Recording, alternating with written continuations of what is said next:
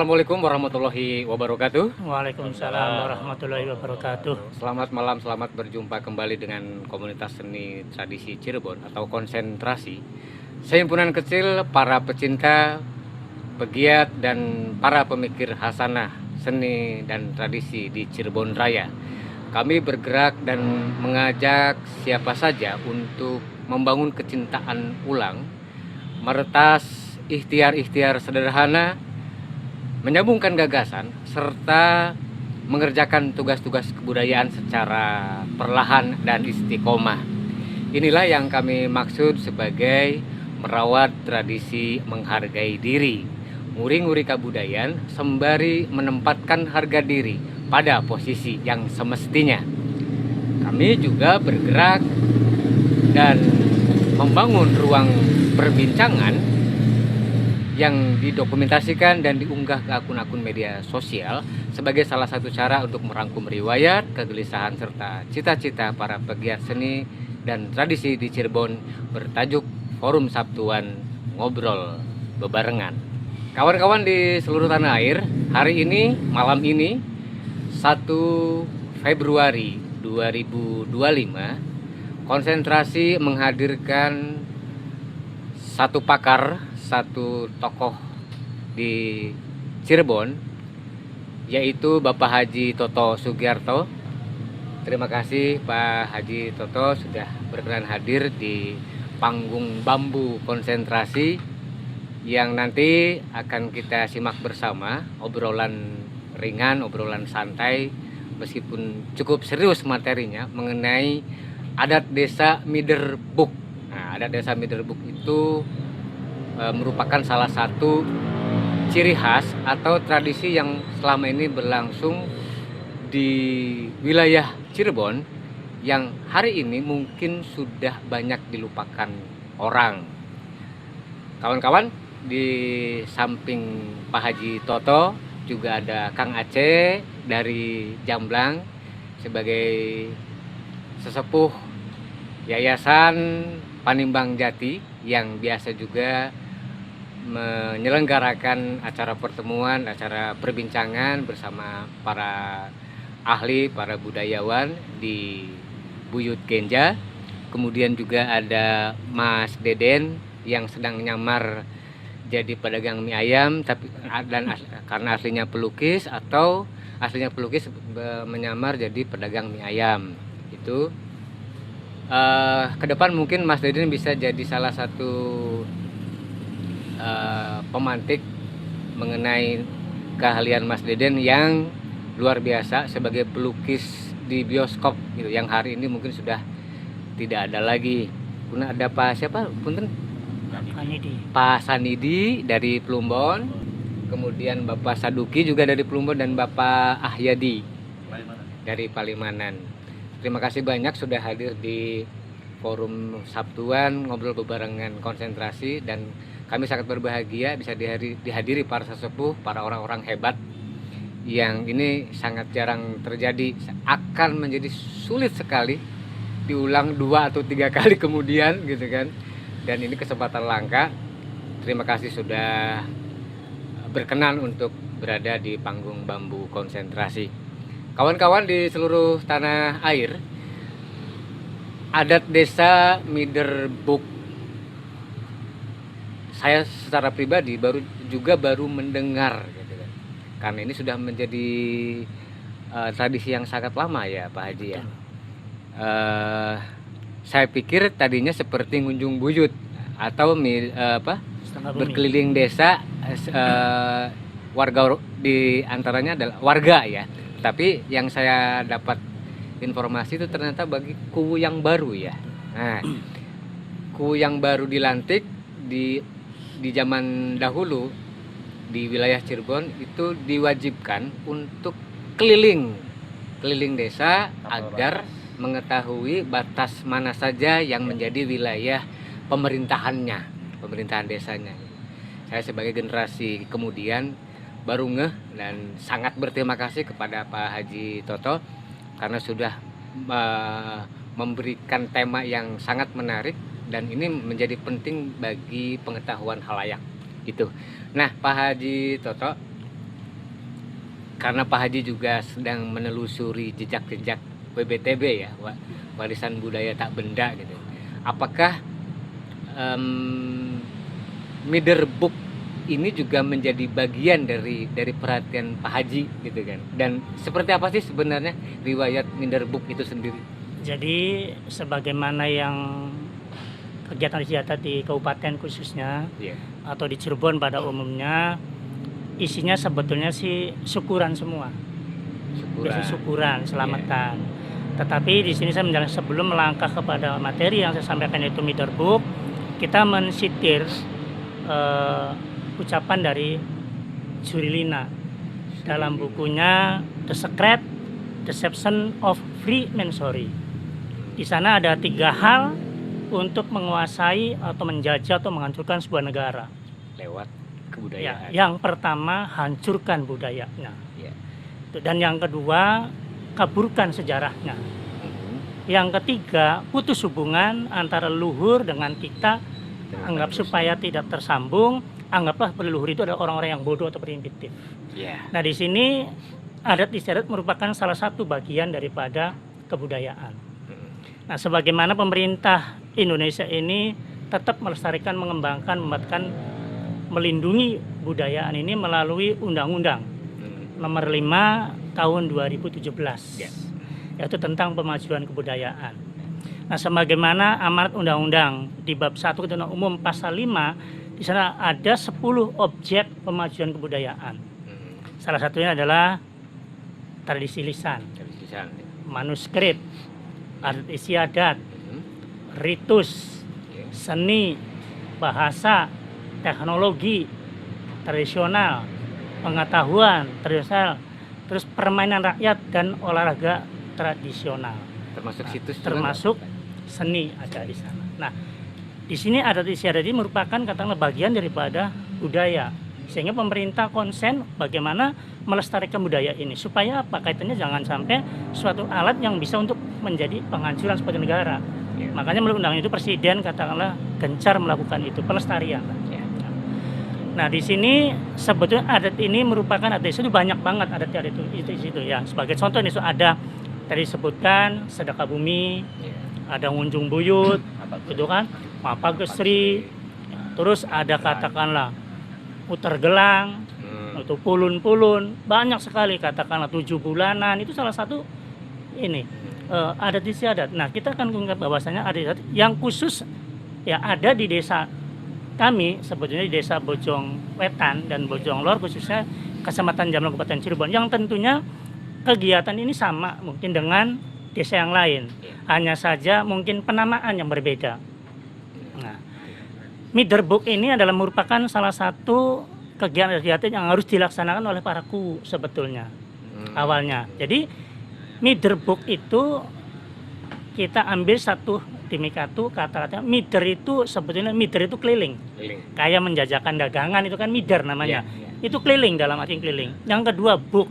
Book itu sebetulnya kalau pengeteran kita ada katakanlah sungai kecil atau kali kan itu ada tempat duduknya, pembatas itu kan jembatan itu namanya book. Tembok gitu ya. Tembok itu yang buat tutup. Tetapi di sini book itu merupakan batas wilayah. Batas wilayah daripada pedukuhan atau desa. Sehingga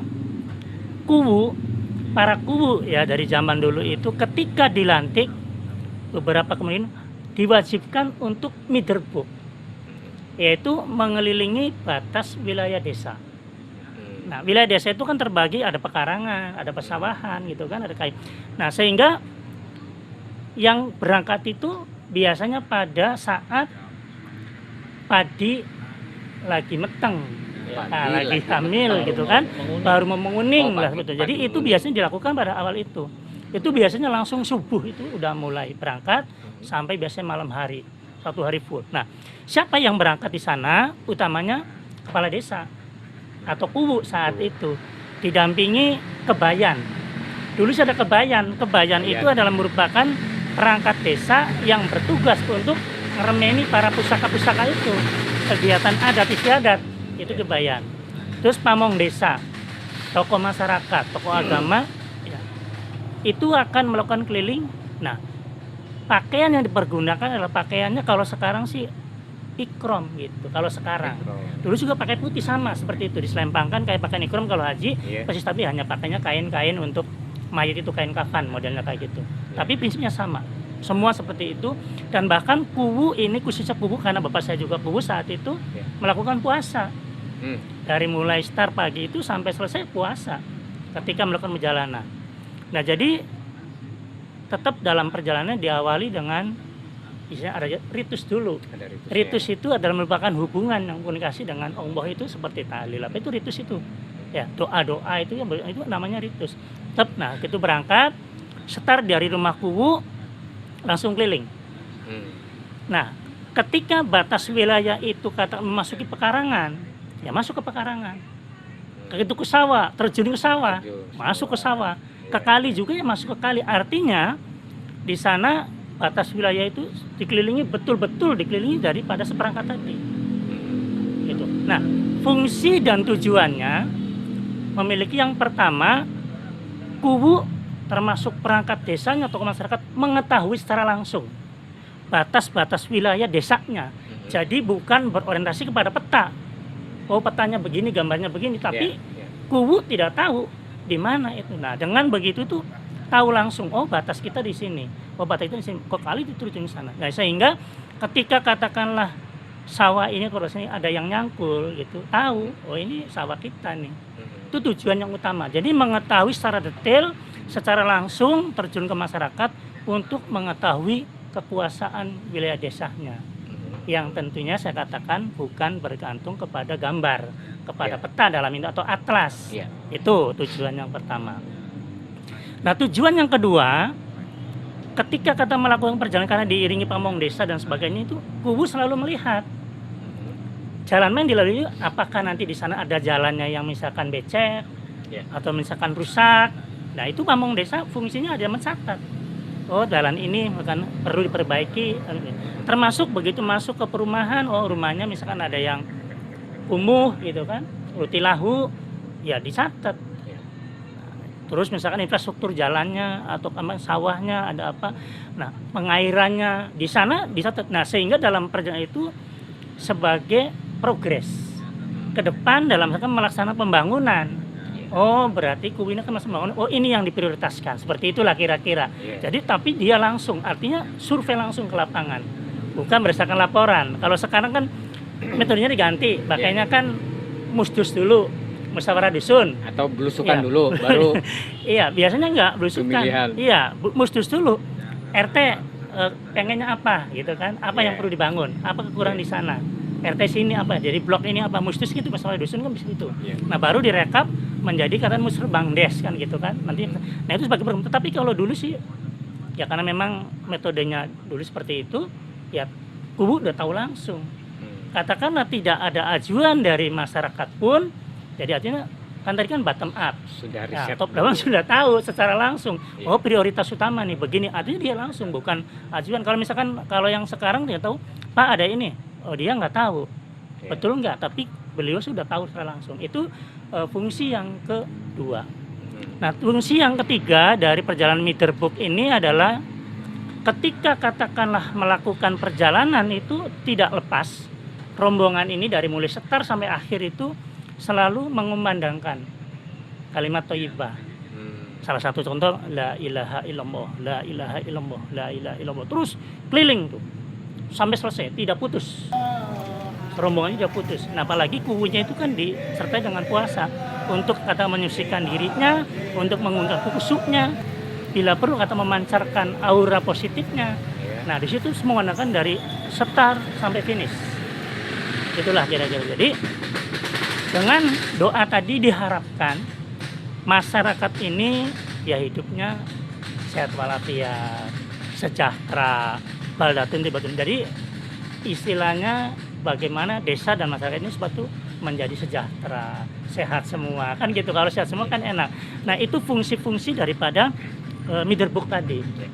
Nah, tetapi ada beberapa di desa itu seperti di Gesik, ada yang misalkan di Mata Singa namanya muter gelang. Sama itu Sama. muter gelang, kita muter. Ada lagi yang di Gesik itu muter sawah. Nah, muter sawah. Jadi banyak sekali. Tapi prinsip dasarnya sama, mengelilingi batas-batas wilayah. Nah, jadi bukan di jalan-jalan umum yang besar, tidak. Jadi harus ya perjalanannya sesuai dengan batas wilayahnya. Nah, tentunya raksa bumi yang biasa di sawah gitu kan pengaruh itu yang lebih tahu di sana. Ya tahu dituntun. Itu barangkali yang dilaksanakan kapan? Saya itu mulai ada itu ya dilaksanakan ketika katakanlah Ki Gede, zaman Ki Gede itu kan antara 1478 kalau kita ya. Jadi abad 15 itu ya akhir ya 15, 16 itu udah mulai di sana. Jadi Pedukuhan itu ya Ki Gede itu melaksanakan itu sebetulnya. Karena ketika katakanlah pada saat membangun daerah itu membabat pembukuan tuh. Ya. Membabat sini perbatasan dia beliau tahu lah gitu. Apalagi dulu kan dalam tradisi lisan atau dalam babat Cirebon atau dalam sejarah itu kan ketika akan membuka pedukuhan biasanya kan dibakar, mempercepat. Ya. Nah, letupan lupitan apa namanya arangnya itu, bakaran itu kan ya itu perbatasan kita kadang gitu kan. Jadi nggak melalui di babat tebang gitu kan ada seperti itu mempermudah. Jadi beliau di sana itu mengetahui katakanlah batas wilayah secara langsung. Itu yang paling utama. Itu barangkali tujuan itu. Dua hal yang ingin saya tanyakan ke Pak Haji itu. Pertama, soal kenapa harus berangkat dari rumah Kuwu? Kemudian apa yang menjadi panduan jika peta tidak digunakan? Jadi kenapa bukan dari kantor desa misalnya, dari kantor Kuwu? Ini tadi keterangan Pak Haji itu kan dari rumah kemudian Iya. keliling.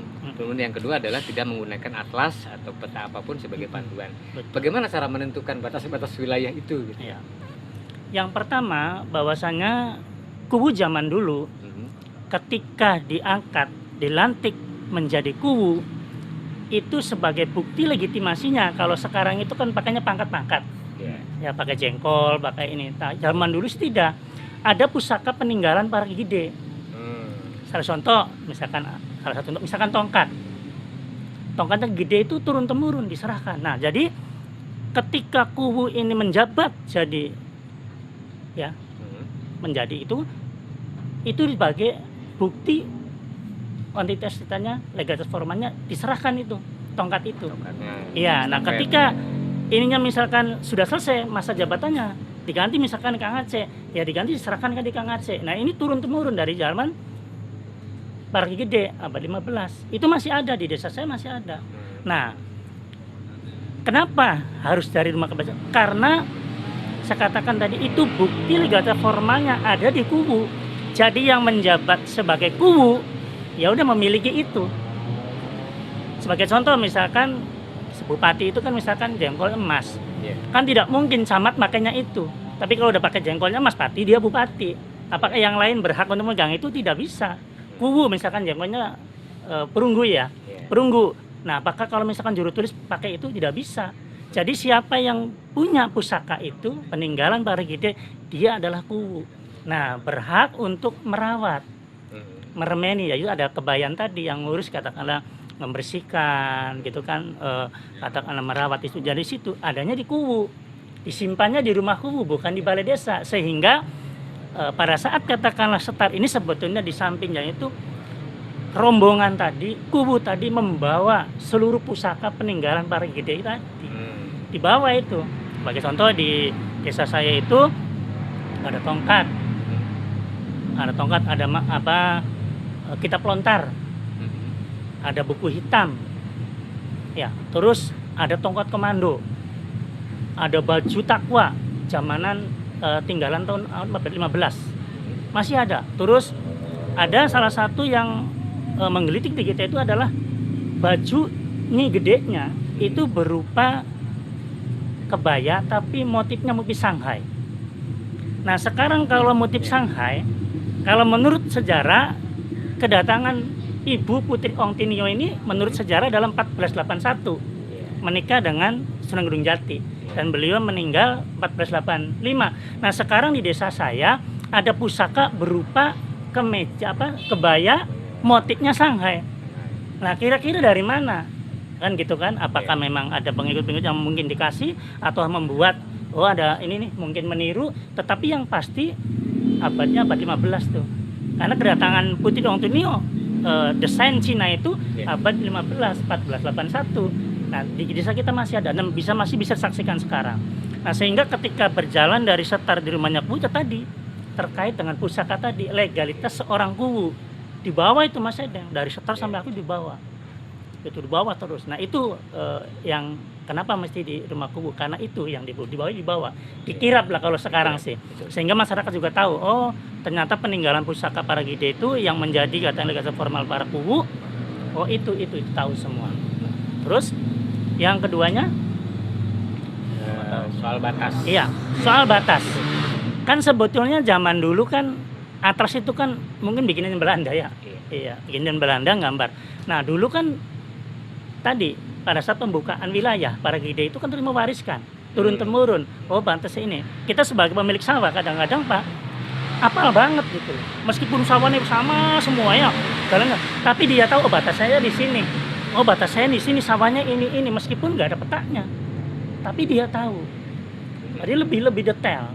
Karena kalau digambar itu kan sekarang pakai satelit apa gitu kan, tapi kan batas-batas wilayahnya nggak tahu. Nah, makanya banyak di masyarakat desa itu yang ribut bahkan berantem gara-gara perbatasan. Perbatasan sawah, perbatasan pekarangan. Ya karena tadi kadang-kadang diklanting gitu kan. Oh ini bukan, ini di sini. Tapi orang klantingnya dari sini kan, kadang bisa aja menentukan titik awalnya itu salah. Nah, tapi kalau desa, orang desa itu lebih apal, apalagi pemilik sawah, pemilik pekarangan itu apal banget. Itu barangkali jadi artinya Atlas itu kan kemudian setelah ini sekarang, tapi justru sekarang itu bisa menjadi keributan. Itulah kira-kira Mas Edeng. Ya, kawan-kawan di seluruh tanah air, di tengah suara motor knalpot brong, RX dan lain-lain, kita masih melanjutkan pembicaraan soal adat desa Miderbuk. Kemudian juga ada satu pertanyaan berikutnya untuk Pak Haji. Soal ini Pak Haji, dari abad 15 jejak itu masih ada sampai hari ini. Masih Di wilayah Cirebon kira-kira di mana saja? Ya, itu? khususnya di desa saya masih ada ya, pusakanya masih Wetan. bisa disaksikan. Iya, di Bojong Wetan ada. Kemungkinan kalau di desa lain itu kan semuanya punya pusaka ya. Punya ada, semuanya kadang-kadang ada kirab budaya. Sekarang kan dianukan kirab budaya itu bawa pusaka. Itu pusaka itu bisa diteliti sebetulnya. Tetapi kalau di desa saya sudah jelas. Kita punya daun lontar, sudah ada daun lontar itu tahun berapa? Ya, yaitu Putri Ong Tinio kan 1481 masuk. Tapi kenapa di desa saya ada baju motif Cina? Sesuatu yang mustahil kan? Pasti kan pasti lihat pas itu ada yang make, ada yang apa seperti itu dibikin atau bagaimana. Dan bahkan baju takwanya Mas Edeng, baju taswangi itu motifnya motif Jawa karena Sunan Kalijaga itu membuat yang memakai kan baju takwa ya. Jadi bukan baju beskap, sebenarnya baju takwa ya. Awalnya baju bakwa. Ya motifnya sama aja beskap lah seperti begini gitu kan. Tapi motifnya adalah motif Jawa. Yang apa? Sorjan. Sorjannya itu maron dengan hijau. Itu Jogja apa Solo ya? Ya Jawa Tengah lah, Antara Jogja lah ya. Sunan Kalijaga kan. Itu kan itu. Jadi itu masih ada. Jadi ya kita dari bukti itu sudah jelas. Pasti ada ke situ lah. Itulah kira-kira seperti itu. Masih jadi keyakinan masyarakat setempat juga ya berarti? Iya, makanya dengan kesempatan ini saya terima kasih, ini saya memberikan edukasi lah, khususnya barangkali masyarakat Cirebon umumnya, karena supaya apa, minimalnya kita menggarisbawahi pesan-pesan Sulung Jati nih, ya. Ada petata petitinya hormatan ing wong tua, hormatilah orang tua. Orang tua itu siapa? Orang tua kita, orang tua Edem, Mas ini itu Mas, semuanya orang tua wajib dihormati. Yang kedua, hormatan ing leluhur. Hormatilah leluhur. Leluhur itu siapa? Ya para Gede, pendiri pedukuhan, pembuka pedukuhan, atau katakanlah para sunan yang di situ, tokoh-tokoh Cirebon gitu. Itu leluhur buat kita. Dan yang ketiga, hormatan emanen ing pusaka. Hormatilah, sayangilah, dan muliakanlah pusaka. Nah, pusaka berdasarkan pengertian di sini ada dua, Mas Edeng. Pusaka itu ada yang pusaka intangible, kata orang sananya sih. Intangible, iya, tangible itu tidak tampak, tidak bisa dilihat. Nah, yang kedua tangible, bisa disaksikan, bisa diraba, bisa. Bahasa apa itu, Pak Haji? Bahasa Belanda. Ya, bahasa sana lah ya, bahasa orang sana. Jadi artinya tangible yang bisa kita pegang, bisa sebagai contoh misalkan pusaka itu keris, Chris. tombak, itu masih bisa disaksikan. Ya. Yang kedua, intangible tidak saksikan, yaitu sebagai petatap di Sunan Gunung Jati kan ucapan Iya. isun titip tajuk lan fakir miskin, itu adalah intangible tapi tetap kita laksanakan, kita hayatin kan itu kan. Nah terus bahasa-bahasa yang disampaikan orang-orang kita itu kan kadang ngomong cung dodoknya jangan ngelawang kata lamarannya balik maning kan begitu, ada Iya. seperti itu. Nah kenapa ya, kalau kita sih orang sana nurut ya pemain nurut aja. Nah orang sekarang kenapa begitu ya, kan sekarang kalau misalkan pintu itu kan asetnya jalan, akses jalan. Nah kalau Iya. misalkan di situ ya terhambat kan orang begitu. Tapi ini untuk menghormati seperti itu orang-orang tua tuh aslinya hebat banget gitu loh ya. Kayak salah satu contoh lagi, petatap titi megin orang tua itu ngomong yang kaitan dengan intangible, cung baka maghrib aja lunga-lunga Nah, katanya sendang kalah kalah. sendang kalah. Nah sebetulnya kalau kita kaji sekarang itu, kalau sendang kalah itu kan gambarannya ada raksasa gitu kan, Raksasa. setan maghrib itu kan. Nah saya kaji di sini, yang pertama sebetulnya menurut unsur metafisik itu ada pergantian dari sore atau siang ke malam. Itu biasanya repet-repet atau mau maghrib itu, Iya. nah itu adalah Jadi merupakan hijabnya terbuka gitu. iya itu biasanya dikatakan di sana itu munculnya karena makhluk-makhluk gaib lah di situ. Gaib, Nanti iya. keluarnya adalah selesai pulangnya adalah Isya. Nah di sana sehingga anak-anak ini masuk ke dimensi itu khawatir. Katanya dulu kan kalau orang kan iya kalau wewe, kalau dulu sih ya, kalau sekarang sudah nggak ada centengnya. Kalau dulu mah sering banget udah hilang wewe gitu kan. Nah terus ketika katakanlah maghrib, sebenarnya itu kan waktu-waktu sholat, Iya. waktu-waktu ngaji. Nah diharapkan jangan kemana-mana tuh yang ngaji dulu gitu kan, sholat maghrib dulu. Setelah itu semangga silakan. Termasuk Pak Haji. Ya, waktu-waktu itu kan banyak benda yang nggak kelihatan, Iya. sama remeng-remeng. Iya, gitu. remeng-remeng. Makanya ada istilah kotok ayam gitu kan. Iya seperti itu. Rabun ayam lah gitu Mm-mm. kan di masa-masa pergantian. Iya. Kemudian Pak Haji, apakah adat ini hari ini sekadar menjadi sesuatu yang bersifat ritus, atau memang misalnya di Bojong Wetan itu memang menjadi keyakinan masyarakat secara terus menerus sampai hari ini, karena ini kan kita bicara soal perubahan-perubahan nih Pak Haji Betul. ya. Termasuk misalnya ada satu kemungkinan, apakah bisa adat-adat ini, tradisi ini yang kemudian dicatat oleh negara sebagai bagian dari warisan budaya gitu kan, bisa diarahkan kepada